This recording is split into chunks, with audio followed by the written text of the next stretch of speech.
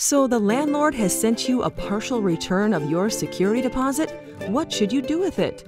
In security deposit disputes, sometimes the landlord or the property manager will return a portion of the security deposit back to the tenant. If this happens to you, what should you do with the partial refund check? Some tenants are, rightfully, concerned that if they cash the check, they are waiving their rights to go after the landlord for the remainder of their security deposit.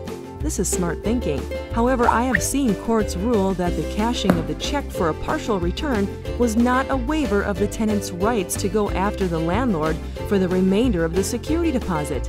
Indeed, I have never experienced a court holding it against a tenant. However, what if the court your dispute lands in feels differently? It's just better not to have to make the argument. Thus, the safest course of action is to return the check back to the landlord and be able to prove that you did so. Me? I would send a letter to the landlord and enclose the check. Then I would send it back to the landlord, certified mail, or by a means that require the landlord to sign for it.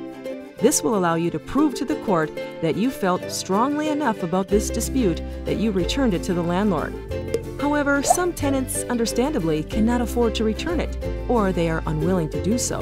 We, at the law offices of Debbie Rump and Tenants Clinic, totally get this. Either way, whatever you decide, we will roll the dice with you and provide you the absolutely best defense on full contingency, requiring no out-of-pocket money from you. However, before you do anything, just let us know what you decide to enable us to provide you with the best representation and advice as possible. We look forward to serving you.